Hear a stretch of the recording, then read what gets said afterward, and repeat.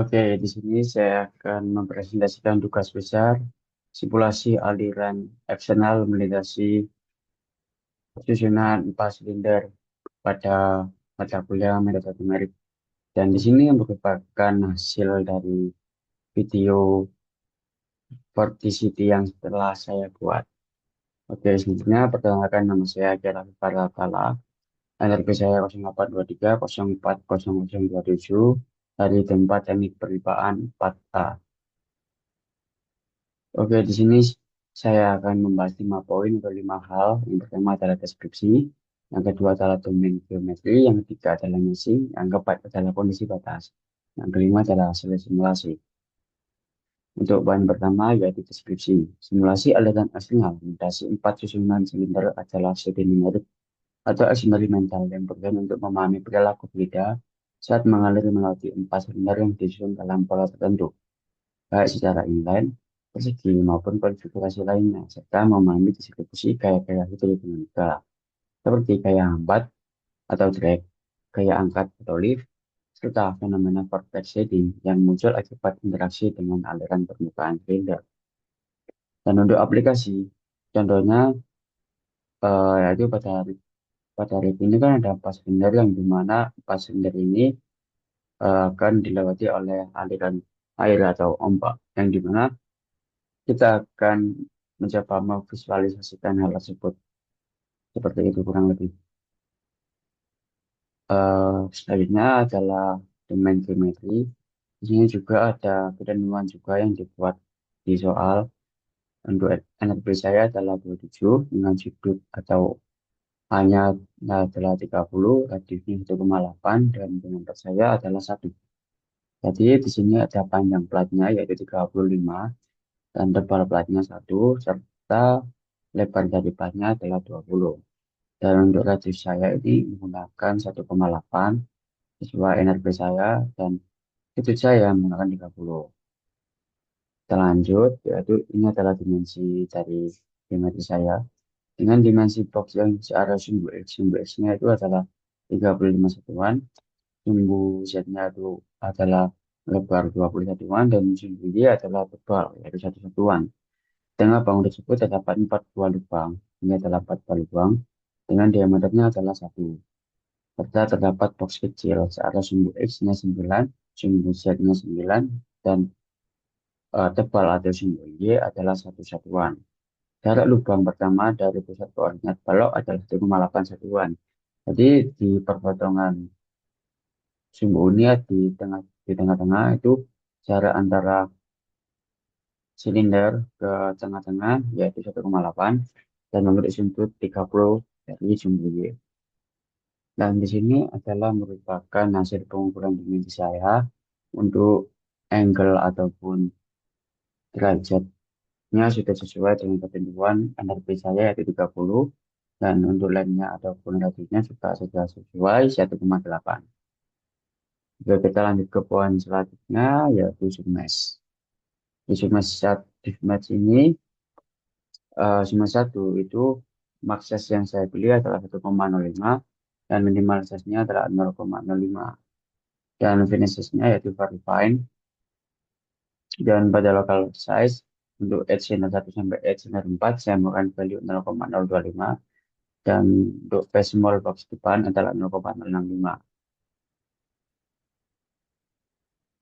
Nah, ini adalah Submesh 2. Submesh 2 ini eh, untuk geometrinya yaitu menggunakan extrusion 1 dengan algoritma where discretization dengan hipotesis number of segmentnya 1.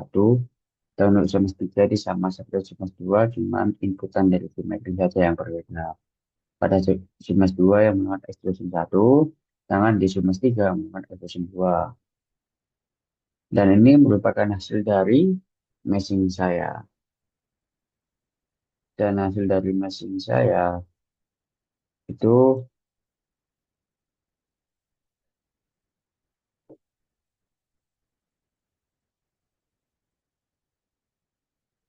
hasil dari meshing saya yaitu untuk piramid dari volumenya yaitu 57.092.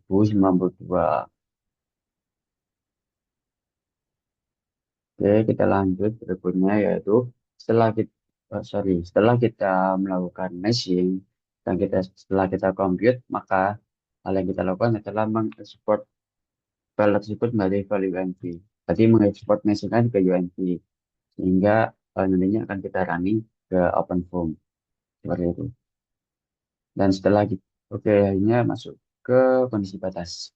Kondisi batas ini ada di OpenFOAM. Untuk boundary sendiri adalah inputannya dari hasil di OpenFOAM UTS-UNV. UNC-nya menggunakan UNC dari dimas yang kita gunakan tadi, yang sudah kita ekspor dan kita running ke OpenFOAM. Menghasilkan data seperti ini, yaitu ada group depan, belakang, atas, bawah, inlet, outlet, dari 1 sampai 4.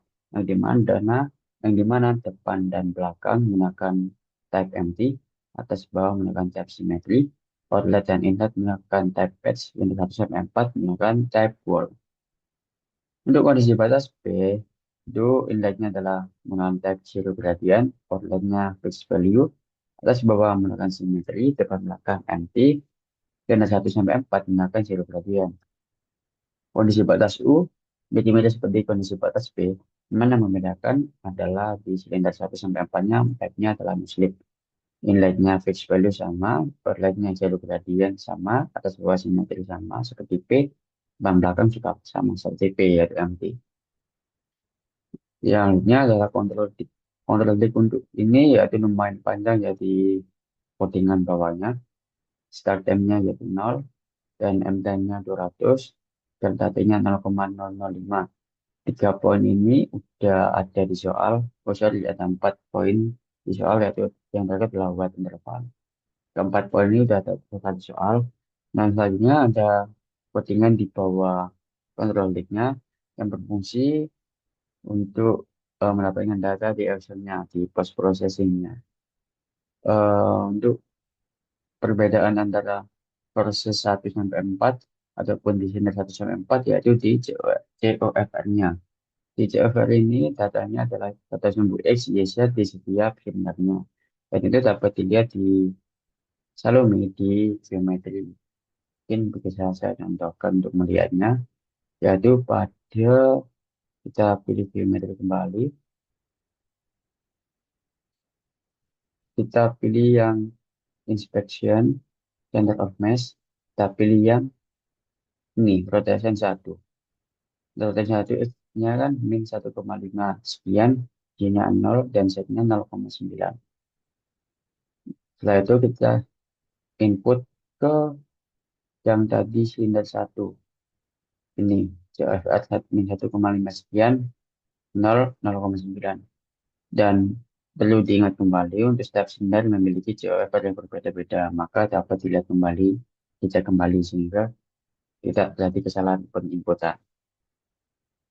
Oke, selanjutnya yaitu transport properties yang dimana untuk mencari nilai NU itu rumusnya adalah 1/100 tambah NRP dan NRP saya adalah 27 maka 1/127 maka dihasilkan 0,07874.